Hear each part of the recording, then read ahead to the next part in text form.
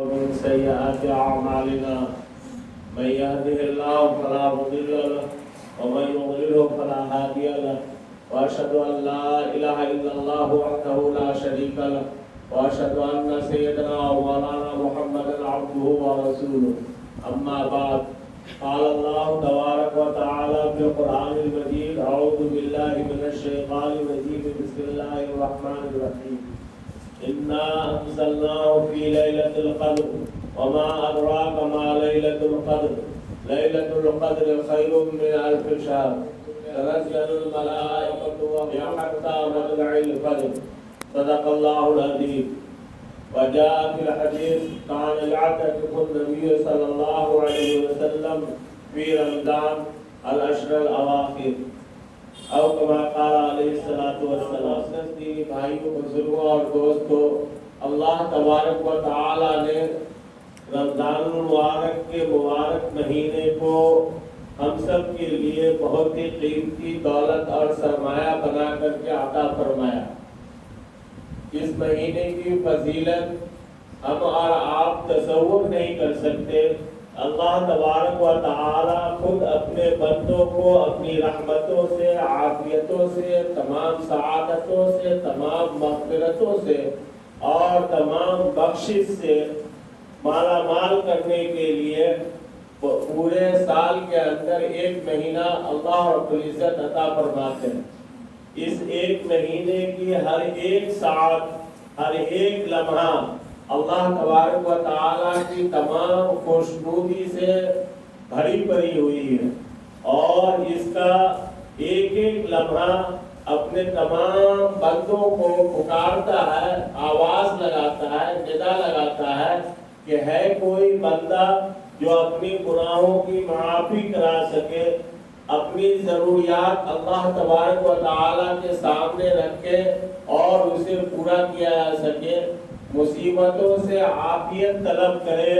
بیماریوں سے نجات حاصل کرنے کے لیے وہ مانگے اور میں اسے شفا دوں. اس طریقے کی صدائیں اللہ تبارک و تعالیٰ کی طرف سے فرشتے لگاتے رہتے ہیں.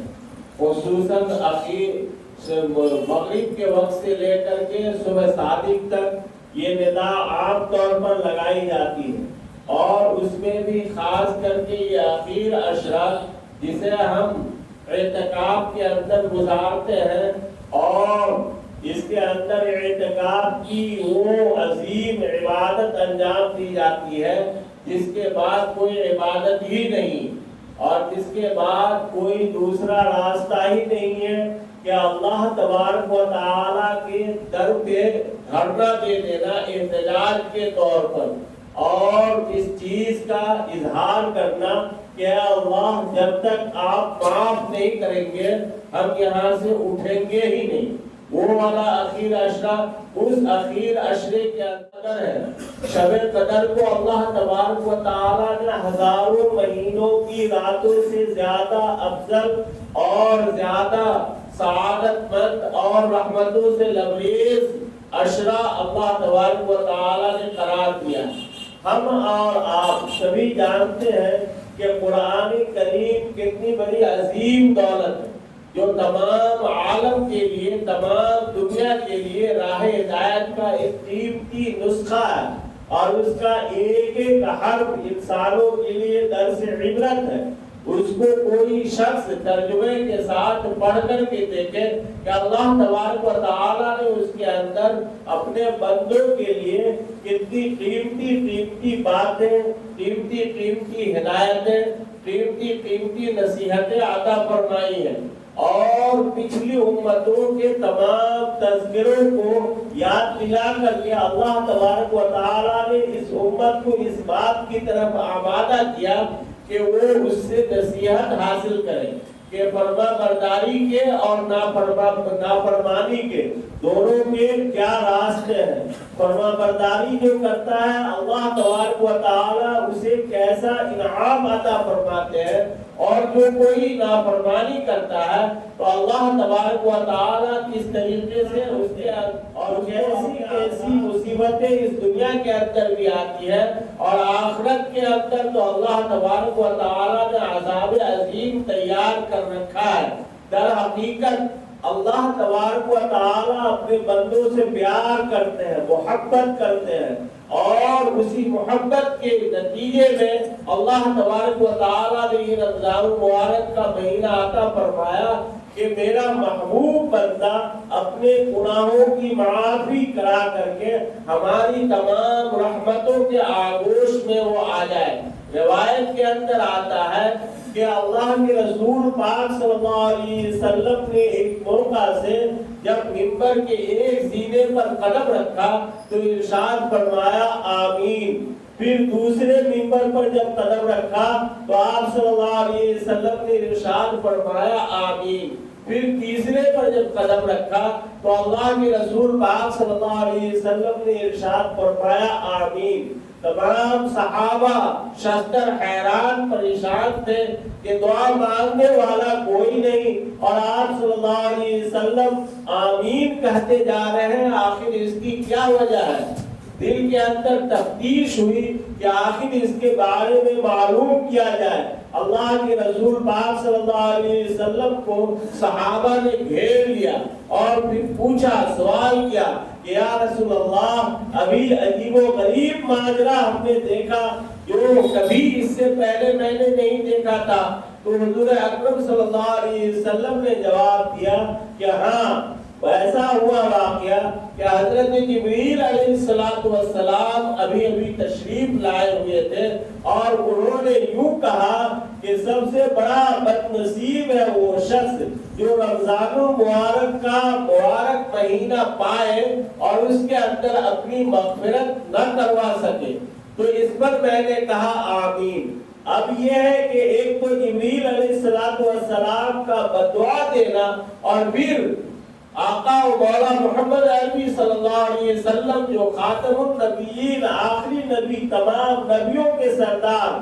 ان کا آمین کہنا کتنی زبردست بددعا ہوئی اس شخص کے لیے جو رمضان المبارک کا مہینہ پائے اور پانے کے باوجود اپنی مغفرت نہ کروا سکے۔ اس سے ہم اندازہ لگا سکتے ہیں کہ رمضان المبارک کا ہر ایک لمحہ مغفرت کو حاصل کرنے کے لیے اللہ کی رحمت اور سعادت کو، اللہ کے قرب کو، اللہ کی خوشنودی کو حاصل کرنے کے لیے کتنا مؤثر ہے اور کس طریقے سے اللہ تبارک و تعالی کا در 24 گھنٹے رمضان المبارک کے مہینے کے اندر کھلا ہوا رہتا ہے۔ ہمیں اس بات کی طرف توجہ دینی چاہیے اور اپنا محاسبہ کرنا چاہیے اور اس بات کی قدر کہ لمحہ بابرکت اور برحمت ہے، کہیں ایسا تو نہیں کہ ہمارے گناہ اس کے اندر معاف نہیں ہو سکے۔ ہمیں معافی کی کیا شکلیں اختیار کرنی چاہیے جس سے ہمارے گناہ معاف ہو اور ہماری مغفرت ہو جائے اس بابرکت مہینے کے اندر، جس مہینے کے اندر اللہ تبارک و تعالی کی مادی اور اصلی کے علاوہ جتنی بھی مادی چیزیں وہ تمام رحمتوں کا دروازہ اس قدر کھلا رہتا ہے کہ ہر شخص، ہر خاص و عام اس کو اپنی نظروں سے دیکھتا ہے کہ جو پھل فروٹ سال بھر ہمیں دیکھنے کو بھی نہیں ملتا، وہ پھل فروٹ اللہ تبارک و تعالی ہر ایک بندے تک پہنچا کر کے رکھتے ہیں اور اس کے اندر اس مہینے کے اندر اس کو نصیب ہو جاتا ہے۔ اس کے علاوہ کپڑے کے اعتبار سے ہو یا پیسے کے اعتبار سے ہو یا اناج کے اعتبار سے ہو، صدقہ ہے، فطرہ ہے، زکوٰۃ ہے اور امدادی رقومات ہے، ایک دوسرے کی دیکھ ریکھ ہے، ایک دوسرے کے ساتھ خیر خواہی، ایک دوسرے کے ساتھ بھلائی کرنا، ایک دوسرے کا خیال رکھنا، اپنے رشتہ داروں کے ساتھ حسن سلوک کرنا، یہ ساری رحمتیں اس قدر عام ہو جاتی ہے اس مہینے کے اندر کہ اللہ کی رحمت سے ہر بندہ سرفراز ہو جاتا ہے اور اس کے علاوہ عبادتوں کے اندر بھی اضافہ ہو جاتا۔ ان عبادتوں کے باوجود بھی اگر ہماری مغفرت نہ ہو سکے تو ہم سے بڑا کوئی بد نصیب نہیں ہوگا۔ دوسرے منبر پر جب آمین کہا تو اس کے بارے میں اللہ کے رسول پاک صلی اللہ علیہ وسلم نے ارشاد فرمایا کہ حضرت جبریل علیہ السلام نے یوں فرمایا کہ بڑا ہی بد نصیب ہے وہ شخص جو اپنے والدین یعنی ماں باپ یا ان دونوں میں سے کسی ایک کو پائے اور ان کی خدمت کر کے ان کی تیمارداری کر کے اس کے ساتھ حسن سلوک کر کے اپنے والدین کو راضی نہ کر سکے۔ اللہ کے رسول پاک صلی اللہ علیہ وسلم نے ارشاد فرمایا کہ والدین کی رضا میں رب کی رضا ہے، والدین کی ناراضگی میں رب کی ناراضگی ہے۔ اور اللہ رب العزت نے قرآن مقدس کے اندر بھی جا بجا اس بات کی تعلیم دی کہ والدین کا حق اللہ تبارک و تعالیٰ کے بعد سب سے پہلا حق ہے۔ والدین کے ساتھ انسان کو حسن سلوک کرنا چاہیے اور اس بات سے ڈرنا چاہیے کہ ہمارے والدین کہیں ایسا نہیں کہ ہمارے جھڑکنے کی وجہ سے یا ڈانٹنے کی وجہ سے یا اس کی خدمت نہ کرنے کی وجہ سے کہیں ناراض تو نہیں ہو۔ اللہ تبارک و تعالیٰ نے قرآن مقدس کے اندر اوف تک کہنے کو بھی غصے میں اپنے والدین کو حرام قرار دیا۔ قُلْ لَهُمَا قَوْلًا كَرِيمًا ارشاد فرمایا کہ ان سے نرم بات کہو، وَلَا تَقُلْ لَهُمَا اُفٍّ کہا کہ ان دونوں کو یا دونوں میں سے کسی کو اف تک نہ کہو، وَلَا تَنْهَرْهُمَا ارشاد فرمایا کہ ان کو جھڑکو مت اور ڈانٹو مت۔ یہ والدین کا مقام ہے۔ باہر کے والدین جن کے موجود ہیں ابھی بھی موقع ہے کہ وہ اپنے والدین کی خدمت کر کے اللہ کا قرب حاصل کر سکے اور اپنی مغفرت کروا سکے۔ تیسرا ارشاد فرمایا کہ جب تیسرے ذکر پر قدم رکھا تو اس وقت حضرت جبریل علیہ السلام نے یوں ارشاد فرمایا کہ بڑا ہی بد نصیب ہے وہ شخص جس کے سامنے آقا مولا محمد عربی صلی اللہ علیہ وسلم کا نام لیا جائے اور وہ ان کے اوپر درود نہ بھیجے۔ اس پر میں نے کہا آمین۔ تو ہمیں چاہیے کہ جب بھی آقا مولا محمد عربی صلی اللہ علیہ وسلم کا اسم گرامی بابرکات جب آئے ہمارے کانوں کی سنوائی تک تو فوراً ہم صلی اللہ علیہ وسلم ضرور چھوٹا درود پڑھ لیا کرے تاکہ اللہ کے رسول پاک صلی اللہ علیہ وسلم کی اور حضرت جبریل کی اس بددعا کے اندر ہماری شمولیت نہ رہے اور اللہ کا قرب حاصل ہو۔ اللہ کے رسول پاک صلی اللہ علیہ وسلم پر جب کوئی درود بھیجتا ہے تو فرشتے بھی اس پر درود بھیجتے ہیں اور پھر اللہ تبارک و تعالیٰ اس بندے اور فرشتے سب کے اوپر درود بھیجتے ہیں۔ کتنا ہی مبارک وہ لمحہ ہوگا ہمارے لیے کہ ہم صلی اللہ علیہ وسلم پڑھیں اور اللہ تبارک و تعالی ہمارے اوپر رحمت نازل فرمائے اور رحمت عطا فرمائے اور برکت کی دعا اللہ تبارک و تعالی اور اس کے فرشتے تمام کے تمام عطا فرمائے۔ خطبے میں کہا جاتا ہے ان اللہ و ملائکتہ یصلون علی النبی یا ایھا الذین آمنوا صلوا علیہ وسلموا تسلیما کہ بے شک اللہ اور اس کے تمام فرشتے نبی پاک صلی اللہ علیہ وسلم پر درود بھیجتے ہیں۔ اے لوگو تم بھی ان کے اوپر درود اور سلام کا نذرانہ پیش کرو یعنی درود شریف پڑھتے رہا کرو۔ اگر یہ توفیق نہ ہو اور وقت کم ہے مشغولیت تم کو ہے تو کم از کم صلی اللہ علیہ وسلم ضرور پڑھ لیا کرو۔ یہ اللہ کے رسول پاک صلی اللہ علیہ وسلم کی تعلیمات ہے۔ بتانا یہ ہے کہ رمضان کی قیمت کو اور رمضان کے قیمتی ہونے کو ہم اور آپ تصور نہیں کر سکتے۔ اللہ تبارک و تعالی نے بہت ہی قیمتی مہینہ بنا کر کے اس کو دنیا کے اندر عطا فرمایا اور اس مہینے کے آخر عشرے کو ہزاروں راتوں کے اوپر اللہ تبارک و تعالی نے فضیلت عطا فرمائی۔ ہم اور آپ سنتے ہیں شب قدر کی کتنی بڑی فضیلت ہے۔ شب قدر کے اندر اللہ تبارک و تعالی نے قرآن مقدس نازل فرمایا۔ اس قرآن کے نزول کی وجہ سے اس عشرے کی فضیلت اور اہمیت ہزاروں راتوں سے ہزاروں گنا بڑھ گئی۔ اللہ تبارک و تعالی خود اس کی قرآن مقدس کے اندر شہادت دیتا ہے، انا انزلناہ فی لیلۃ القدر، کہ بے شک ہم نے اس قرآن کو شب قدر میں نازل فرمایا۔ وما ادراک ما لیلۃ القدر، اور اے نبی پاک صلی اللہ علیہ وسلم کیا معلوم ہے آپ کو کہ وہ شب قدر کیا ہے؟ خود ہی اللہ تبارک و تعالی بتلا رہے ہیں، لیلۃ القدر خیر من الف شہر، شب قدر ہزاروں راتوں سے زیادہ بہتر ہے۔ جس کے بہتر ہونے کا اور خیر ہونے کا خود قرآن گواہی دے، اللہ تبارک و تعالی کی زبان مبارک سے اس بات کی شہادت دی جائے، اور پھر ہم اس رات سے غافل ہو کر سوئے رہیں یا ان کی عبادتوں سے محروم رہیں یا اس کے خیر اور برکت کو حاصل کرنے سے دور رہیں، تو یہ ہماری کتنی بڑی غفلت ہوگی۔ خیر من الف شہر، اللہ رب العزت اس کے بابرکت ہونے کی وجہ بتا رہے ہیں، تنزل الملائکۃ والروح فیہا بإذن ربہم من کل امر، فرشتے اور حضرت جبریل علیہ السلام ہر ایک کے دروازے تک السلام علیکم ورحمۃ اللہ وبرکاتہ کہہ کر کے پہنچتے رہتے ہیں، پوری رات آتے رہتے ہیں، جاتے رہتے ہیں۔ جو بندہ اس جواب کو دے لیتا اس کو اللہ کے پاس پہنچاتے ہیں، اور جو جواب نہیں دیتا تو پھر دوسرے بندے تک فرشتے جاتے ہیں اور السلام علیکم، یعنی ہر کام سے تم کو سلامتی رہے، اور ہر کام کے اندر سلامتی رہے، اور ہر چیز میں تجھے سلامتی نصیب ہو، اس کی دعا فرشتے دیتے رہتے ہیں۔ آگے ارشاد فرمایا ہے حتی مطلع الفجر، اور یہ کام غروب آفتاب سے لے کر کے صبح صادق تک، فجر کے طلوع ہونے تک اللہ تبارک و تعالیٰ کے حکم سے اللہ اور اس کے فرشتے اور حضرت جبریل علیہ السلام کرتے رہتے ہیں، اور اپنے بندوں کو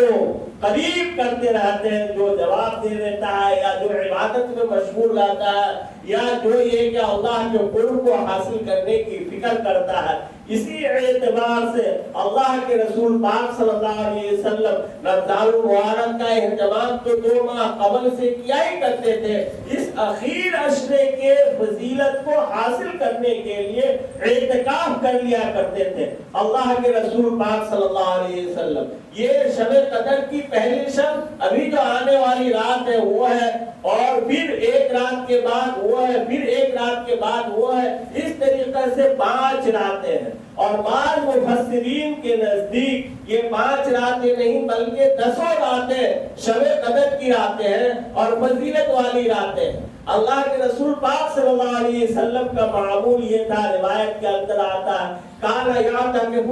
نبی صلی اللہ علیہ وسلم العشر الاواخر فی رمضان، حضور اکرم صلی اللہ علیہ وسلم اس اخیر عشرے میں عبادت کے فیوز و برکات کو حاصل کرنے کے لیے اعتکاف ہی میں بیٹھ جایا کرتے تھے کہ 10 دن مسجد میں اعتکاف کی نیت سے ایسا بیٹھتے تھے کہ باہر کے تمام خارجی امور سے اپنا اور اپنی عبادتوں کا اور اپنے معمولات کا پورا قطع تعلق کر لیا کرتے تھے، اور اس بات کا ثبوت پیش کیا کرتے تھے کہ اے اللہ ہماری مغفرت فرما، ہم تمہارے در پہ ہیں، جب تک ہماری مغفرت نہیں ہوگی تب تک ہم جائیں گے نہیں۔ پھر جب عید کا چاند نکلتا تھا تو پھر اعتکاف سے نکلا کرتے تھے۔ اللہ کے رسول پاک صلی اللہ علیہ وسلم کی اس سنت کو فقہاء اور مفسرین نے سنت مؤکدہ قرار دیا ہے، اور سنت مؤکدہ علی الکفایہ، ہر ایک شخص میں سے اگر کسی نے نہیں کیا تو وہ گناہ پوری آبادی کے لوگ ہوں گے، اور اگر کسی ایک نے بھی کر لیا تو تمام لوگوں کی طرف سے یہ کافی ہوگا۔ اس لیے ہمیں اس بات کی فکر کرنی چاہیے کہ ہمارا ایک طبقہ پوری آبادی کا اعتکاف کی اس فضیلت کو سال کے 365 دن میں کم از کم یہ 10 دن وقت کر کے ہر ایک کو اس بات کی کوشش کرنا چاہیے کہ اپنی ضروریات کو پوری کر کے اور سارے دنیاوی الجھنوں سے حساب لگائیں تو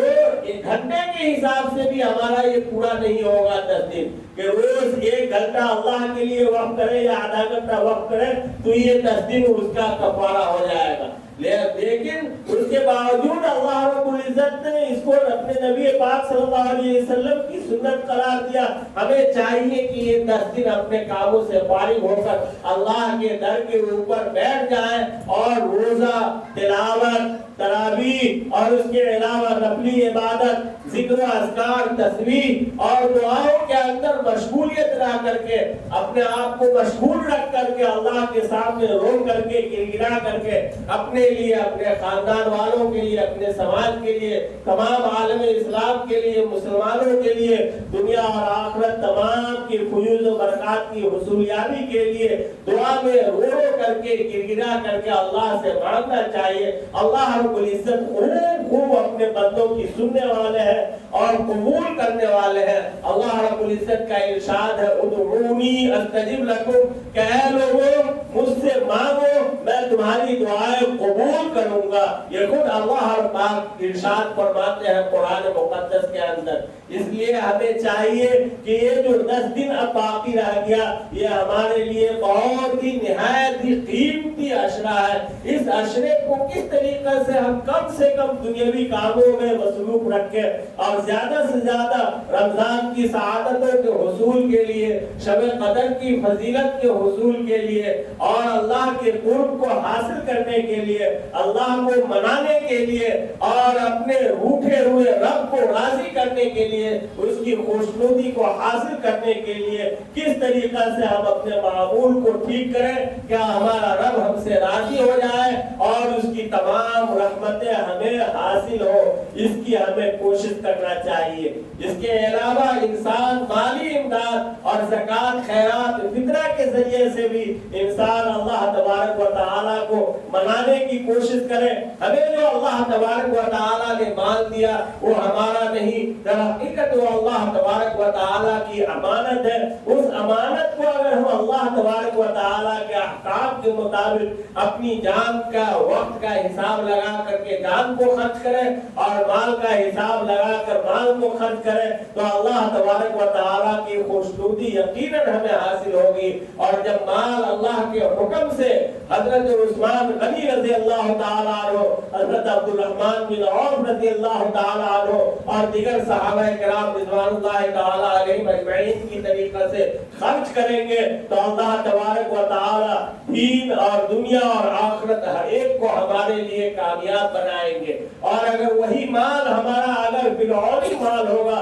शद्दाद हामान वाला माल होगा, फिरौन वाला माल होगा, कारून वाला माल होगा, तो फिर हम कहीं के नहीं रहेंगे, चाहे उसके ऊपर जिस तरीके से हम अपने आप को जमा करके बैठे रहे या माल को जमा करके रखे रहे। अल्लाह रब्बुल इज्जत कहने सुनने से ज्यादा हमें आमाल सालिहा की तौफीक अता फरमाए और इन 10 दिनों को अपनी रज़ा के लिए और खुशनुदी को हासिल करने के लिए हमें पूरे तौर पर सर्व करने की तौफीक मैसर फरमाए। एतकाफ की फजीलत हमें नसीब फरमाए। जिन्हें एतकाफ करना हो आज ही मगरिब से पहले बैठना होगा और शब कदर की रातों को इबादत में मसरूफ रखने की तौफीक अता फरमाए और जाते जाते रमजान की जो सआदतें हैं, जो बरकतें हैं, उसे हासिल करने की फिक्र की तौफीक अता फरमाए।